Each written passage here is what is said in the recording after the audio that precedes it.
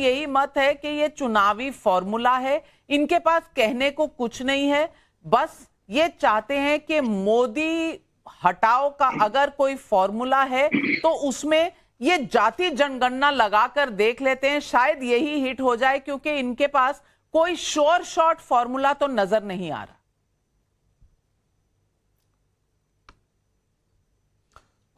देखिए, आज विजयदशमी का ये पावन पर्व है, मगर ये लोग तो तमाम ऐसे भी लोगों के साथ खड़े रहते हैं जो रावण के समर्थन में बात करते हैं। और जो आपने कहा, इनकी योजना सिर्फ इतनी नहीं है।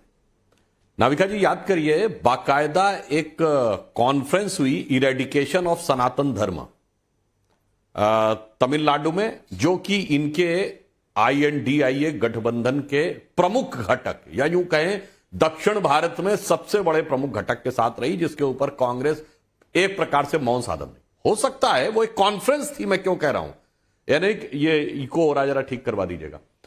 वक्तव्य नहीं था, एक कॉन्फ्रेंस थी। तो हो सकता है उस कॉन्फ्रेंस से विचार निकला हो कि हिंदू धर्म का समूल नाश करना, ये हिंदी में हुआ, तो उसकी एक प्रक्रिया इसके द्वारा शुरू, क्योंकि ये बहुत सारी एक्टिविटीज के द्वारा चल रहे हो। इसलिए मैं एक सवाल पूछना चाहता हूं। अभी वरुण जी ने बहुत अच्छी बात कही कि पॉलिटिक्स के नैरेटिव परिस्थिति के साथ बदलते रहते हैं, मगर जनाब जमीन आसमान बदल जाता है। मैं तो ये पूछना चाहता हूं, आज कांग्रेस पार्टी मांग कर रही है कि जातिगत जनगणना होनी चाहिए, तो पहला सवाल यह है कि जातिगत जनगणना रोकी किसने थी?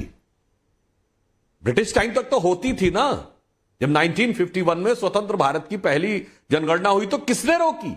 नेहरू ने रोकी ना। नेहरू की सरकार ने समाप्त किया। तो पहले एक बार कहो कि नेहरू बेकार, नेहरू गलत, मैं सही, या कम से कम इतना ही कह दो भाई कि नेहरू अप्रासंगिक, हम गलत। फिर उसके बाद इंदिरा जी के जमाने में, हमें तो बचपन का नारा याद है, जात पे ना पात पे, इंदिरा जी की बात पे मोहर लगेगी हाथ पे।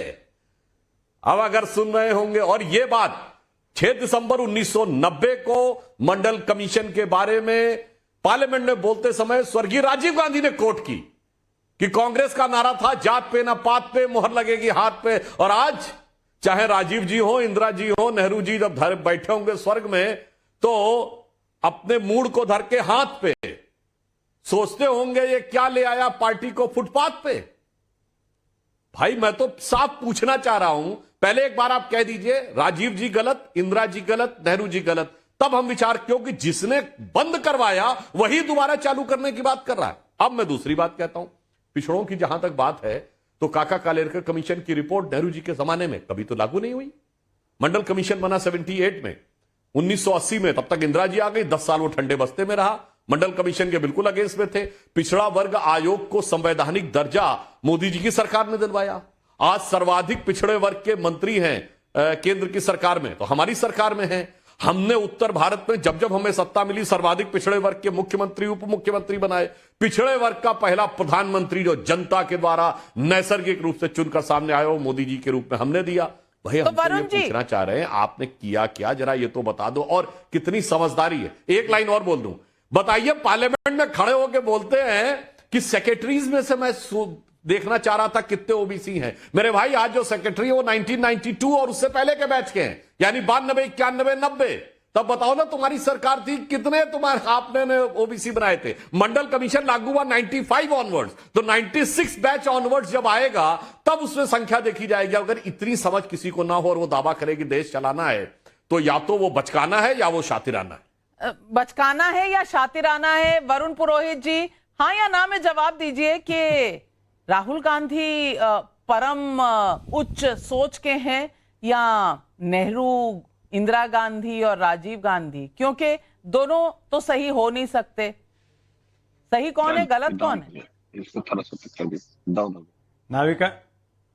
नाविका जी, सबसे पहले सुधांशु जी को धन्यवाद देता हूं। उन्होंने राहुल जी को, राजीव जी का, इंदिरा जी का, नेहरू जी का कम से कम नाम लिया। खुद के नेताओं का तो कुछ था नहीं इनके पास, बात वही करनी पड़ती है कुल मिला के, नेहरू जी, इंदिरा जी, राजीव जी या राहुल जी।